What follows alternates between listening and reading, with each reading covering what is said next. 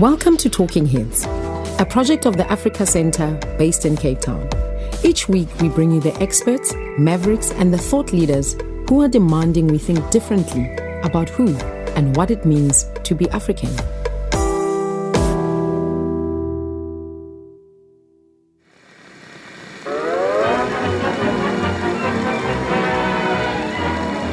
As a child, I recall watching cartoons with images that, even at that young age, seemed perverse.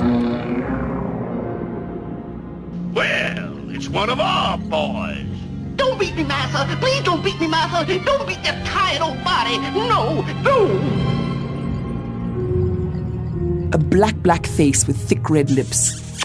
The minstrel show Aunt Jemima, portrayed by a white male in blackface. The laughing, dancing, not-so-bright Negro. The flesh-eating savage. Representation, especially visual representation, is incredibly powerful. When imbued with lies, it is damaging. What do he say?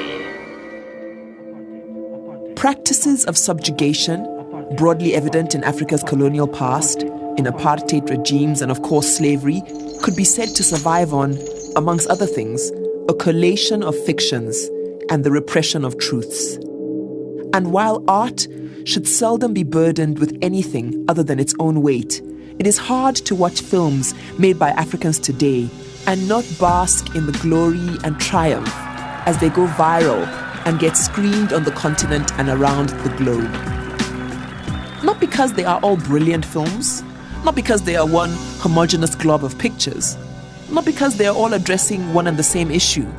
The stories, as can be said of any other film industry, tell of love, sex, hate, politics and history, heartbreak and sickness. Films about country and the environment, adventure and science. They are stories concerned with whatever the artist is concerned with. And yet, apart from watching and appreciating the art for itself, I can't help also watching and enjoying the fact that we are telling our own stories. Considering how much has already been said about us by others, these acts of making our own pictures seem, whether intended or not, a form of activism.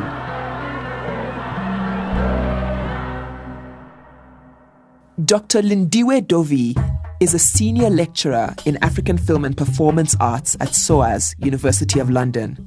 She co-founded Film Africa, London's African Film Festival, and is the founding director of the Cambridge African Film Festival.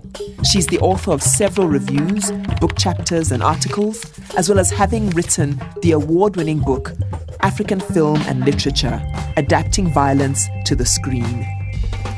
I am Yewande Omotoso, and today I'm talking with Lindiwe Dovey about her thoughts on filmmaking on the African continent.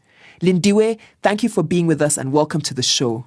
It's such a pleasure to be with you, Yewande. Thank you so much for getting in touch with me. You're responsible for the founding of 2 African film festivals in the UK. And just through reading your work, you emphasize the importance of showing the many faces of African film making to the Western audience that predictably maybe subsists on stereotypical and one-sided ideas of the continent.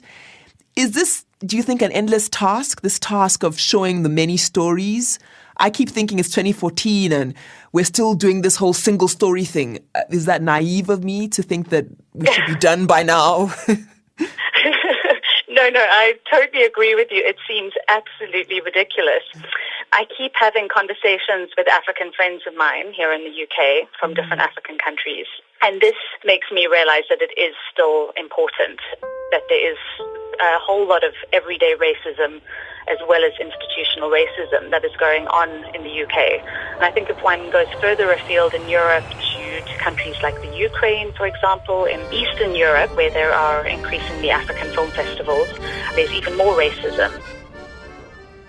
But I should also say that goal of challenging those stereotypical representations of the continent has been only one of the goals of African film festivals like my own in Europe. And I think we can identify 2 other goals that such festivals have had. Another one is to really help support African and diaspora and African filmmakers, not only to find audiences for several screenings, that happen at the film festivals, but also to try to contribute to mainstreaming their films more.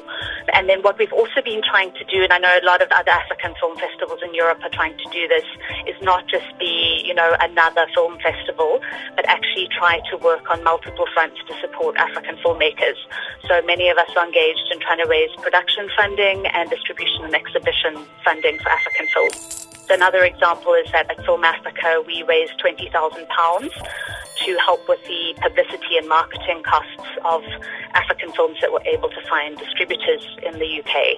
So we gave £10,000 each to a South African film, Othello Burning, and to an Ethiopian film, The Athlete, because we really believe that a big problem is not that there aren't audiences who want to see these films, but there's not enough of a budget to do the marketing necessary to connect these films with the audiences who will be interested in them.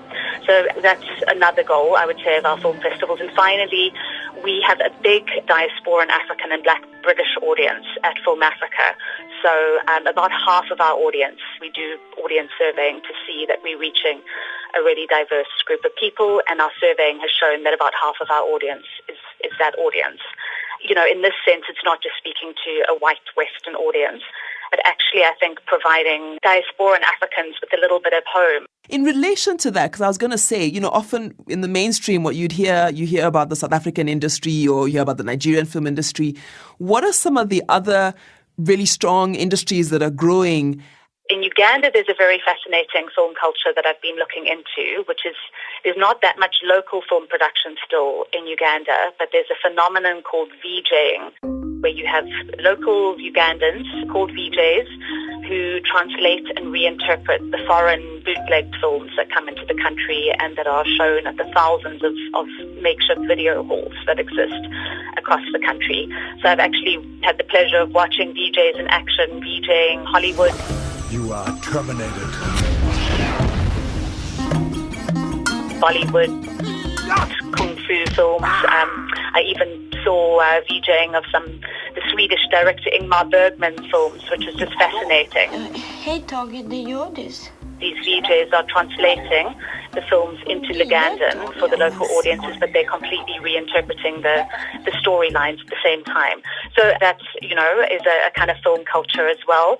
And then you also get more, the more formal institutions that are supporting a higher end of film production aimed at the international markets. And here I would mention people like Eric Kabera, a young Rwandan filmmaker who has set up the Rwanda Film Center and the Rwandan Film Festival, and that's really supported the rise of a new generation of Rwandan filmmakers like Kivu Ruhorahoza and Joel Karakezi. And then in Madagascar, very interestingly, it's a short film festival that was founded in 2006 that has really been stimulating local film production. So this is a country that's gone from having about 10 filmmakers a few years ago to now having about 300 filmmakers. And then just very finally, if I could add, I don't think we can identify archetypal narratives, but what has really excited me as a feminist and a womanist is that if we look historically at film production across Africa, it's been very male-dominated. Perfect. And you're just going to do the particularly in the key roles, the directing roles. And action. But what we see in Kenya is the only African country where the current film industry is being spearheaded by some phenomenal women filmmakers. Action. So I would mention people like Judy Kibinge, Wanuri Tehiu, and Hawa Asuman, who are making really high-end films that are winning awards at film festivals across the world, but also appealing to local audiences in Kenya. So I think that's really something to celebrate. I've been to another very unusual festival in Africa, which is unique across the world, and that's the Fi Sahara Film Festival, which takes place in the Sahrawi refugee camp of Dakhla in southern Algeria.